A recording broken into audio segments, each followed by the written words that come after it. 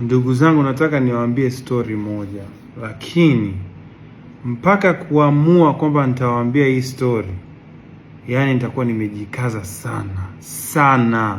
Sio rahisi kusema vitu kama hivi, lakini imani yangu mimi ni kwamba kuna mtu atapata kitu, atajifunza kitu, itamsaidia kwenye mapambano yake.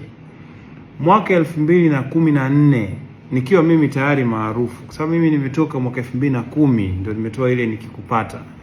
2010 pale mpaka 11 nikapata tuzo wimbo bora wa R&B, nikatoa wimbo Maumivu na My Number One Fan, nikashinda tena mwaka 2012 nikashinda wimbo bora wa R&B My Number One Fan, nikatoa Samboira Maneno Pete, nikaja nikashinda tena 2013 mtunzi bora wa Bongo Flava 2013. Mwaka 2014 nikaufungua na wimbo wangu unaitwa Unanichora, ambao nilifanya na Joh Makini, video alishoot Nisha, rest in peace. Mwaka ule sasa 2014, sijui nini kilitokea. Siku moja tu nimeamka nashtuka, naona mbona muda mrefu sana sijafanya show, sijapata kazi ya show. Nikamwambia mtu ambaye nilikuwa nafanya naye kazi, ambaye pia alikuwa rafiki yangu, KT, unajua tujafanya show muda. Kweli. Sasa unajua hapo nyuma nilikuwa nimefanya kazi nyingi sana, zile show za tour, Kilimanjaro Music, Tanzania Music Awards tour, sijui Fiesta, hela nyingi. Unapiga show labda 15, unapata kitita umeweka ndani. Nikanunua na gari, nakumbuka nilinunua Toyota Wish milioni kama 15 hivi, unaona. Kwa hiyo hizo ulikuwa unafanya show 10 huku, show 15, show hii. Kwa hiyo ikafika ule mwaka 2014 bila kujua wala kutarajia chochote, siku moja tu show zikawa hamna. Na kipindi kile ilikuwa hela unategemea show zaidi, kwa sababu mambo ya ringtone nini hayakuwa bado hayasomeki, sijui mambo ya digital yalikuwa bado hayaeleweki sana, ilikuwa ni shows. Kwa hiyo nikashangaa tu show hamna, unaona. Imepita wiki mbili, wiki tatu, mwezi. Sasa si unakuwa unatumia zile hela ambazo unazo, zile savings zako, unakuwa unazichanja tu, unatumia, umeweka mafuta, umetuma nyumbani, umekula, umefanya nini, umenunua umeme, unatumia miezi miwili, mitatu, minne. Kila kitu kingine kilikuwa kiko vile vile, jina kubwa, mshindi wa tuzo, interviews kila baada ya siku 2-3, unapigiwa simu, redio za mikoani, redio za unapigiwa simu, wasanii wanataka kushirikisha, kila kitu kilibaki vile vile, ila hela inayoingia ndani ilikata. Kwa hiyo hela zikawa zinatumika tu, unatumia, na sasa unakuwa hujui kwamba hii itaenda kwa muda gani. Kwa hiyo you just spend tu, unaona kama labda mambo yatakuwa fresh kesho kutwa. Ndugu zangu, ilienda hiyo hali mpaka zile hela ambazo nilikuwa nazo nimesave za akiba zikaisha zote. Kila kitu kiko vile vile. Kumbuka, sina kesi mimi labda skendo imenishusha au imenichafua au nini, hamna. Interviews zinaendelea kuita, sijui wasanii, yani kila kitu kiko vile vile, na huko nje watu wanaona kila kitu kiko vile vile normal, wewe ni msanii mkubwa. Lakini tu hela zimekaa kwa muda mrefu hazijaingia kabisa, na unatumia tu. Ndugu yangu, mpaka siku moja pale nilipokuwa nakaa, tulikuwa tumepanga pamoja na rafiki yangu ambaye alikuwa kama meneja wangu. Siku moja niece wake, ambaye binti moja miaka kama 10, alikuwa miaka kama 10-11, ambaye alikuja pale kukaa kwetu kwa muda. Siku moja ameamka asubuhi, rafiki yangu ameenda kazini, alikuwa ameajiriwa mjini. Ameamka yule binti asubuhi, ananiambia, Uncle Ben, majani ya chai hamna, naomba hela tukanunue majani ya chai. Majani ya chai pakti, ile box inauzwa kama 3,000 hivi. Sina 3,000.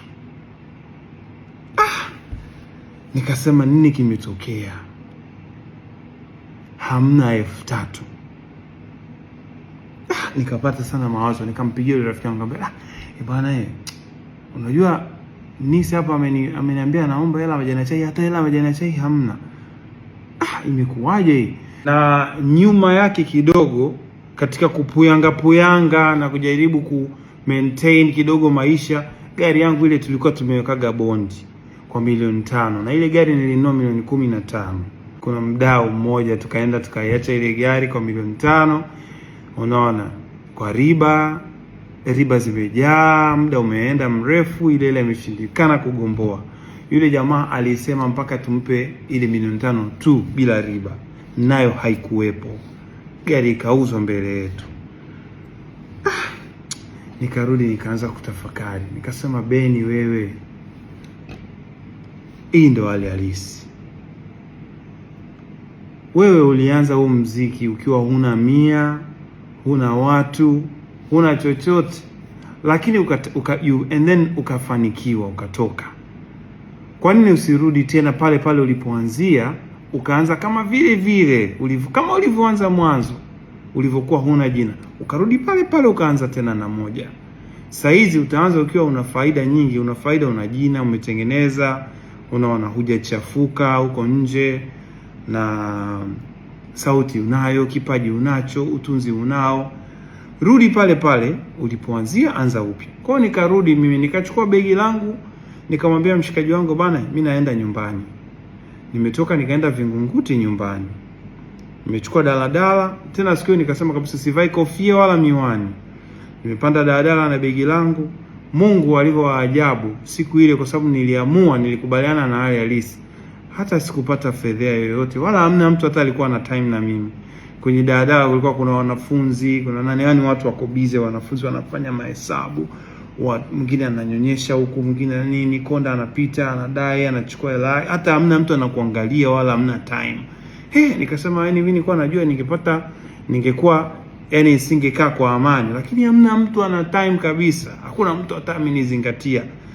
Umeona? Nikashuka na begi langu nikaenda Vingunguti nyumbani. Nimefika nyumbani, mama Beni, shikamoo. Mama, nikakaa kabisa, nimefika tu nikaanza kumueleza, mama, nimekuja hapa, nimerudi, sina mia. Nitakaa hapa, nitajipanga hapa tena, nitakuwa naenda studio, nikitokea hapa nitaanza harakati zangu tena upya nikiwa hapa. Akaniambia hamna shida, hapa kwako chumba chako hichi hapa. Kwa nikarudi tena kama homeboy, kama dogo aliyemaliza shule anaanza maisha, nikiwa na hali na jina. Ukikaa hapo siku 2-3 unapigiwa simu, bwana una neno gani kwa wasanii wanaochipukia? Unafanya interview kwenye simu nini, una inspire watu. Mzee alivyorudi jioni kutoka kwenye kazi zake nini, mishemishe zake biashara, Maza akamwambia, bwana, jamaa amerudi hapa, anajipanga tena upya, mambo yake yamevurugika huko fresh. Kwa hiyo mzee akiacha pale 15,000 20 akula, Maza atakutupia buku 2 hapo, weka vocha, unaona. Kwa hiyo ikawa ndio maisha yangu, na jina kubwa huko nje, watu hawajui. Usiku kama na 5,000 10,000 natoka na kula zangu Cape, nachukua daladala naenda studio kwa Ima the Boy na rekodi, naenda studio kwa Mswaki na rekodi. Umeona, siku nikipata labda sijui 50,000 laki ngapi, nachukua labda bodaboda, naenda na bodaboda, nafanya kazi kwa Ima the Boy, tunakesha usiku. Umeona, naenda kwa Mswaki, tuna rekodi mangoma, yani kama vile nilivyokuwa zamani, isipokuwa tu saizi nina jina, lakini natembea zangu usiku tu, naenda studio usiku. Unaona, nimerekodi, nimeenda hivyo karibia mwaka 2014, karibu mwaka mzima. Tumerekodi hapo nyimbo kibao, masofia manini, yamerekodiwa tu, yako ndani. Umeona, rekodi. 2000 bro, sister, nimetoka 2014 mpaka 2015 nimeishi hivyo. Karibia robo 3 ya mwaka. Mwanzo tu ndo walikuwa pazuri kidogo, lakini robo 3 ya mwaka imeenda hivyo. 2015 imepinduka, imeanza mwanzoni tu Januari nikatoa Sofia audio, nika release tu, nikatuma kwenye emails za wadau, radio nini, nika release. Mind you, wakati huo, yani muda ule wakati natoa Sofia, kulikuwa kuna trend ya watu kumwaga hela kwenye radio. Yani ndo kwaito zimetoka zile nini, wasanii wanapiga sana kwaito. Yani kutoa mziki hivi bila hela, yani mkono mtupu, ilikuwa ni kazi sana. Yani watu walikuwa, yani hela zinamwagwa yani kwenye redio, yani nyimbo zinapigwa kama njugu yani. Kwa hiyo mimi nikatoa kisofia changu hivyo hivyo, sina 100, nikakirelease hivyo hivyo, nikatumia watu, nikawapigia simu watu, bwana wimbo wangu mpya huo. Unajua watu huko nje hawajui, walikuwa hawajui chochote, wanaona tu labda wewe baili nini. Kwa hiyo mimi nikatoa ule wimbo hivyo hivyo, kama ndani ya wiki 2 ule wimbo ukaanza kulipuka, ukalipuka ule wimbo. Sofia kila sehemu, watoto wanajirekodi, akazimia ibaya. Wimbo umelipuka nchi nzima. Nikathubutu, nikasema ngoja niandae Sofia Night. Umeona, Sofia Night Dodoma. Sawa. Nikawasiliana na ukumbi kule Dodoma. Unaona, ukumbi fulani ulikuwa unaitwaje ule? Nimeusahau jina, ulikuwa karibu na airport. Saizi nadhani ulivunjwaga zamani. Umeona, nikawasiliana nao pale, nikabana nataka nifanye show yangu hapo Sofia Night. Poa hapo, nyinyi mtauza drinks nini fresh. Poa. Nikakaa nikasema hii show ili inoge inabidi nipate wasanii wengine na support. Nikampigia mtu wa kwanza Dazen. Dazen bana, naomba favor. Kwanza Dazen nilitaka anipe mention. Nilitaka nimuombe anipe mention Clouds. Aseme tu bwana, guys bwana, tarehe hii Benpo atakuwa Dodoma Sofia Night nini. Mwana Dazen bwana, naomba support yako. Nafanya show yangu mwenyewe Dodoma. Naomba mention. Nisema tu kwenye kipindi kwamba tarehe hii nitakuwa Dodoma. Dazen akaniuliza, favor nyingine gani unataka? Nikasema mimi nataka kimoyo sasa. Nataka tu hiyo, lakini kaniuliza nataka favor gani nyingine? Jamaa anataka kunisaidia zaidi. Nikaropoka, nikamwambia favor nyingine nataka wewe pia twende Dodoma ukawe host wa show. Akanambia say no more. Takuja, tutakuwa wote. Wote aniwekea mafuta na accommodation tu, wapi nitafikia, imeisha hiyo. Nilipokata simu nikasema, show yangu ishakuwa na Dazen ndo host. Fresh. Nikampigia mamangu Adija Kopa. Mama, shikamoo. Mwanao bwana Benpo, nataka nifanye show yangu Dodoma Sofia Night. Naomba support mama, uje pale na wewe ufanye show. Nataka show yangu iwe na wewe, Weusi na mimi. Mama akanambia sawa mwanangu, mimi nitakuja. Nikamwambia sasa mama, utanifanyaje? Utanichaji shilingi ngapi? Akanambia mwanangu, wewe utakachojaliwa hicho, mimi nitakuja kukusupport. Chochote utakachokuwa umejaliwa utakipokea. Nikasema asante mama. Tengeneza posters nini, nikampigia Joe Makini. Joe, mzazi, na show yangu Dodoma, nilikuwa nataka Weusi pale, naomba support. Joe akaniambia bwana fresh, taongea na washikaji. Kaongea na washikaji wamekubali. Inabidi tunifanye arrangement wa safari na accommodation. Bro, hao watu wote naongea nao, wao wanajua hawajui mimi hali yangu, lakini wana ile respect, wanakupenda nini. Nikawa na show iko tight kiasi hicho. Tengeneza posters nini. Fresh show inatangazwa huko Dodoma, ikawa gumzo. Nikapambana kuhangaika kupata usafiri wao na hoteli na nini.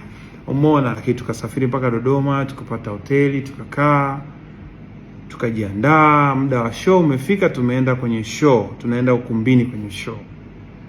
Tunafika pale kwenye show, eneo la show, sehemu ya kukatia tiketi pamejaa, kuna foleni mpaka huko. Yaani sisi tunakuja na gari, foleni tunakuta watu wako foleni. Sema watu wanaenda wapi? Foleni inaenda mpaka mlangoni. Yaani show ilikuwa imejaza vibaya mno. Mpaka kwenye gari pale wananitania, wananiambia Beni umeroga nini? Nikasema wala sio vitu vyangu hivyo. Basi tumeingia, tumefanya show pale, show imeisha, nimekaa hoteli. Show ile pale getini tumepata karibia milioni 15. 15 million mkononi. Sawa. Nikachukua hela kidogo, nikapanga video ya Sofia. Tukafanya video ya Sofia, rest in peace Alfani akadirect ile video ya Sofia, tukashoot. Na Anskana alikuwepo sana pia location pale kusaidia nini. Video ikatoka, video ilivyotoka ikazidi kuchochea moto, wimbo kwa bonge la wimbo. Tour ikaendelea, nikaenda Masingida huko, wapi Manyoni, Njombe, wapi, nikaendelea kufanya hizo show. Nikarudi kwenye form. 2015 yote ikawa imeshakuwa colorful. Hela zinaingia, shows za kumwaga. 2016 Moyo Mashine nikatoa. Moyo Mashine na yenyewe ikavuruga vibaya mno. hatujakaa vizuri. Darasa naye amekuja, tumefanya naye wimbo muziki, imevuruga mpaka Kenya, unaenda unafanya show Kenya, ikawa yani sasa hapo ndo yani non stop. Ikaja sijakaa vizuri, nikatoa phone, baby oh you check my phone na Mr Easy, vurugu. Yani nikasema pale tulipoangukia pale, haturudi tena, hatuanguki tena.